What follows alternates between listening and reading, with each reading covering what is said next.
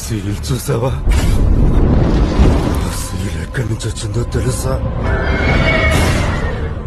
ఆ ప్రాంతం పేరు పలికే లోపే చంపేస్తారు. ఆ ప్రాంతాన్ని కొన్ని తెగలు పరిపాలిస్తున్నాయని, బయట వాళ్ళు రాకుండా చుట్టూ పెద్ద పెద్ద గోడలు కట్టుకుని బలమైన ఆర్మీ, మోస్ట్ అడ్వాన్స్ వెపన్స్ పెట్టుకున్నారని విన్నాం. కానీ అదంతా కట్టు కథ కదా. ఆ ప్రాంతం ఉందో లేదో తెలీదు, కానీ